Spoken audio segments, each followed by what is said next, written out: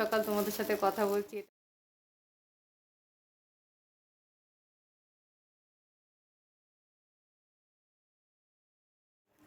Good morning বন্ধুরা, HD লাইফে তোমাদের সবাইকে স্বাগত জানিয়ে শুরু করছি আজকের ব্লগ। কেমন আছো তোমরা সবাই? আশা করি ভালো আছো, আমিও ভালো আছি। তোমরা দেখতেই পাচ্ছ আমার মা রয়েছে পাশে। তো এক মা আর এক মাকে দেখতে এসছে। শাশুড়ি মা অসুস্থ, কালকে সন্ধ্যাবেলায় মা এসছে দেখতে।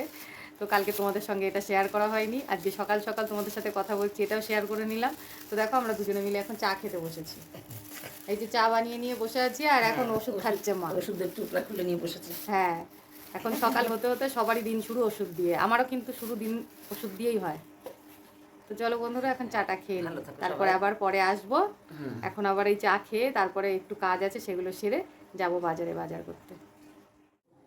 তো বন্ধুরা চলে এলাম বাজার থেকে। দেখো মা আর আমি দুজনে মিলে বাজারে গেছিলাম। এই যে মা ওই যে ফুল পেয়ারা নিয়ে দাঁড়িয়ে আছে।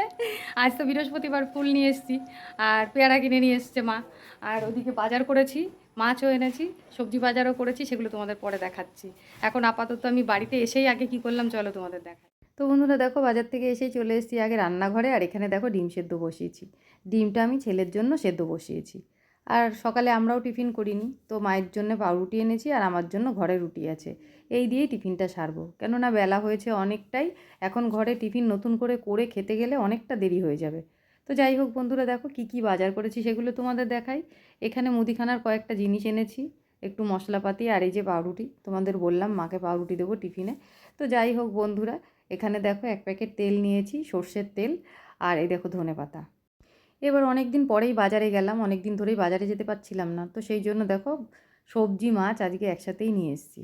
তো এখানে দেখো লাল শাক নামিয়েছি প্যাকেটটার মধ্যে, আর এই যে কুমড়ো, মিষ্টি কুমড়ো।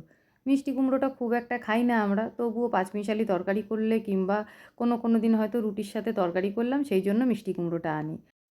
আর আছে দেখো আলু, পেঁয়াজ, পটল, উচ্ছে, কাঁচা লঙ্কা, আদা, সব কিছুই একটা ব্যাগের মধ্যে ছিল, এগুলো ঢেলে দিয়েছি। আরও একটা ব্যাগ রয়েছে, চলো এর মধ্যে কি কি আছে দেখায়। তো দেখো সজনে ডাঁটা এনেছি, আজকে অনেকগুলো সজনে ডাঁটা একসাথে এনেছি। মা যেহেতু আমার সঙ্গে ছিল, বাজারে গেছিলো, তো সজনে ডাঁটার দামটা শুনে মা বলল আমাদের ওখানে আরও বেশি দাম, তো এখানে কম আছে, নিয়ে নে বেশি করে। তো 500 মতো নিয়েছি। আর এই দেখো বেগুন।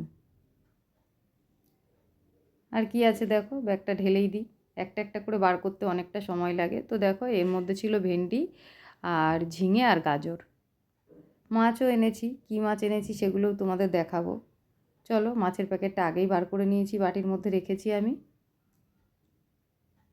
আজকে বাটা মাছ এনেছি দেখো, বড় মাছই আনতাম, কিন্তু ইচ্ছা হলো একটু বেগুন দিয়ে বড়ি দিয়ে বাটা মাছের ঝোল খাবো, তো সেই জন্য বাটা মাছ নিয়ে নিলাম। মাছগুলো দেখেও খুব পছন্দ হয়েছিল, একদম টাটকা মাছ, তো সেই জন্য নিয়ে নিলাম। তো চলো বন্ধুরা, সবজি তো তোমাদের দেখালাম কি কি সবজি বাজার করেছি।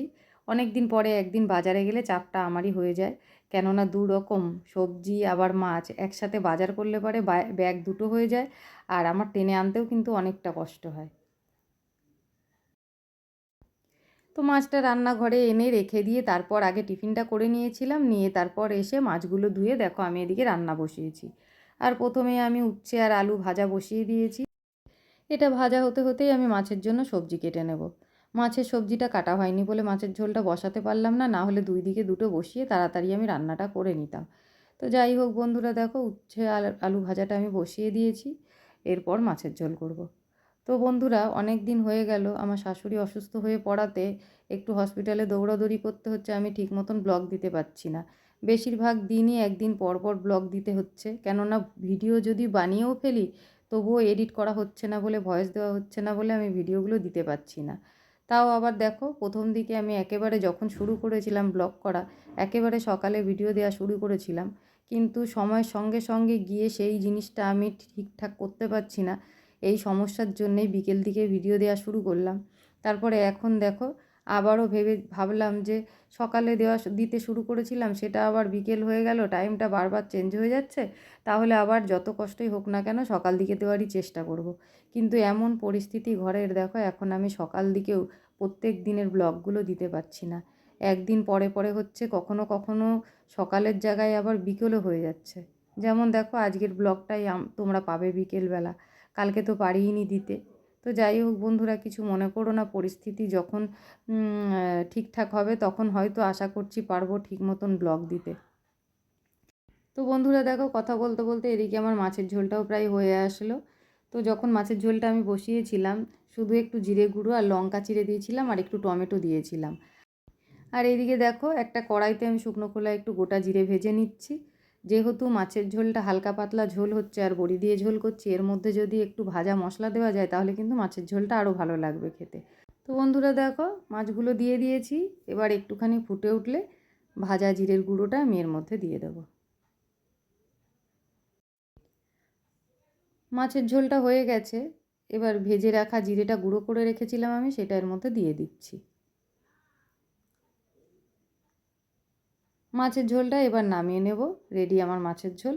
নামিয়ে নিয়ে তারপরে আবার রান্নাঘর পরিষ্কার করে স্নান করে পুজো দিতে যাব। মা তো কাল এসছে, আজ আবার চলে যাবে। তো কালকেই মা চলে যাচ্ছিল সন্ধ্যের দিকে, তো আমি যেতে দিইনি। আবার আজ সকালবেলায় যাব যাব করছিল, শাড়ি টাড়ি পরে রেডিও হয়ে গেছিলো, কিন্তু আজকেও যেতে দিইনি। বাজার থেকে এসে মাকে আটকালাম, বললাম এই বেলাটা থাকো, ও বেলাটা নাই তুমি যেও খাওয়া দাওয়া করে। আসলে কি বলো তো, এখানে আমার মাসির বাড়ি আছে। মা যেহেতু আমার কাছে এসছে, এক রাত থেকেও গেল। এবার যদি মাসির বাড়িতে একেবারেই না যায়, মাসিও একটুখানি কষ্ট পাবে। তো সেই জন্য মা বলছে এ বেলায় চলে যায় তোর মাসির বাড়ি, সারাটা দিন থেকে আমি নয় সন্ধেবেলায় বাড়ি চলে যাব। তো মাকে আমি বললাম এ বেলাটা তুমি এখানে থাকো, মাসির বাড়ি বিকেল দিকে যেও, এক রাত নয় মাসির কাছেও থেকো, পরের দিন যেও। এই বলে মাকে আটকালাম। আর মাও দেখলো বাজার থেকে এসছি, তারপর আবার আজকে বৃহস্পতিবার, একা হাতে রান্না কাটা ধোয়া বাটা সব কিছুই করতে হবে, তারপর আবার পুজো আছে। মায়েরও হয়তো খারাপ লাগলো যে এইভাবে চলে যাব এই সময়টাতে। মা ওই জন্যে আর যেতে পারলো না সব কিছু দেখে শুনে। তো দেখো, আমি রান্না বান্না করলাম, মা কিন্তু সব আমাকে কেটে কুটে গুছিয়ে দিয়েছে। আবার ওই দিকটা করে দিয়ে দেখো আমার এদিকে রান্না হয়ে গেছে, আমি রান্নাঘর পরিষ্কার করছি। আর মা কিন্তু ঠাকুরের বাসনগুলো ধুতে চলে গেছে। এর মধ্যে আবার তোমাদের দাদাভাইও চলে এসেছে। ও স্নানটা করলে ওকে খেতে দিয়ে তারপর আমি যাব স্নান করতে, তারপর এসে পুজো দেব। তো বন্ধুরা দেখো, সব কাজ আমার হয়ে গেছে। তোমাদের দাদাভাই গেছে স্নান করতে, আমি এখন ওরই অপেক্ষা করছি। ও স্নান করে আসবে, তারপরে ওকে খেতে দেব, দিয়ে তারপর আমি স্নান করতে যাব। আর এদিকে দেখো, মা রেডি হয়ে সেই সকাল থেকে বসে আছে, এখন বাড়ি যাব বাড়ি যাব করছে। আপাতত এখন তোমাদের দাদাভাই স্নান করে চলে আসলে ওকে খেতে দিয়ে তারপর স্নান করে পুজো দিয়ে তারপর মাকে খেতে দেবো। আমি মাকে বলছি যে মা আমার অনেক দেরি হবে, চলো তোমাকে খেতে দিয়ে দিই। মা কিন্তু আমার কথা শুনছে না, আমাকে বলছে তুই স্নান করে আয়, পুজো দিয়ে তারপর দুজনে মিলে একসাথে খাবো। তো বন্ধুরা দেখো, আমাদের দুপুরবেলার খাওয়া দাওয়া হয়ে গেছে আর মা রেডি হয়ে বেরিয়েও পড়েছে। এখন এখান থেকে যাবে মাসির বাড়ি আজকের দিনটা থেকে, তারপর কালকে মা বাড়ি ফিরবে। তো বন্ধুরা, মা মাসির বাড়িতে গেছে প্রায় 1 ঘন্টার ওপরেই হয়ে গেছে। তারপর আবার তোমাদের সঙ্গে কথা বলতে এলাম। আসলে মনটা খারাপই লাগছে, কেননা দেখো, এক বেলার জন্যেই আসুক আর একদিনের জন্যেই আসুক, মা এসে যখন চলে যায় না, মনটা খারাপ লাগবেই। এটাই তো মেয়েদের জীবন বলো। যাই হোক বন্ধুরা, চলো, ছেলের সন্ধে হলেই খিদে পায়, আর সেই জন্য অর্ডার হয়েছে। আর কি অর্ডার হয়েছে, এখন আমি রান্নাঘরে গিয়ে কি বানাবো চলো তোমাদেরও দেখাই, আর টিফিনটা বানিয়ে ছেলেকে খেতেও দিয়ে আসি। তো আজকে টিফিনের অর্ডার হয়েছে ম্যাগি, আর সেই জন্য দেখো আগে আমি জল বসিয়ে দিয়েছিলাম, জলটা ফুটেও গেছে। আর ম্যাগির প্যাকেটগুলো আমি খুলে মশলার প্যাকেটগুলো আলাদা করে নিয়েছি। নিয়ে দেখো ম্যাগিটা এর মধ্যে ঢেলে দিলাম, মশলার প্যাকেটগুলো আমি মুখগুলো খুলে রেখেছি। আজকে দেখো ম্যাগিটাও আমাকে সেদ্ধ করেই রান্না করতে বলেছে। আসলে এইভাবে সেদ্ধ করে রান্না করে ও খেতে চায় না ম্যাগিটা, চাউমিনের মতন ওকে করে দিতে হয়। কিন্তু আজকে সেদ্ধ করেই করতে বলেছে, কিন্তু একটু আলাদা স্টাইলে।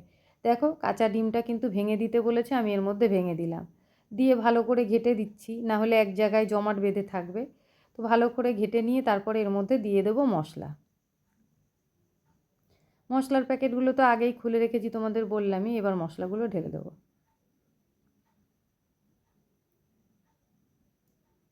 এই মশলাগুলোও কিন্তু জমাট বেঁধে যায় যদি দেওয়ার সঙ্গে সঙ্গে না নাড়া যায়।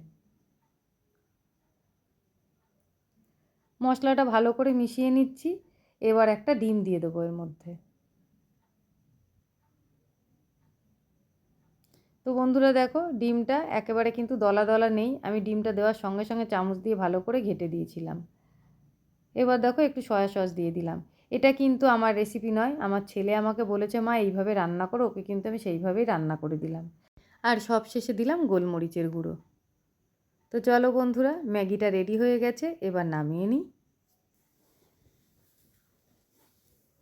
ম্যাগিটা নামিয়ে নিয়েছি, আলাদা করে আর কোনো প্লেটে ঢালিনি, বাটিটা ধরেই ওকে দিয়ে দেবো এখন।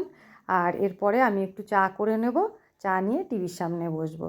তো বন্ধুরা, আমার আজকের ভিডিওটা তোমাদের কেমন লাগলো অবশ্যই কিন্তু কমেন্ট করে জানিও। আর যদি চ্যানেলে নতুন হয়ে থাকো, চ্যানেলটাকে সাবস্ক্রাইব করে আমার পাশে থেকো। চলে আসবো আবার কোনো নতুন ভিডিও নিয়ে, ততক্ষণের জন্য তোমরা খুব ভালো থেকো, সুস্থ থেকো। আজকের মতন ভিডিওটা এই পর্যন্তই। টাটা বন্ধুরা।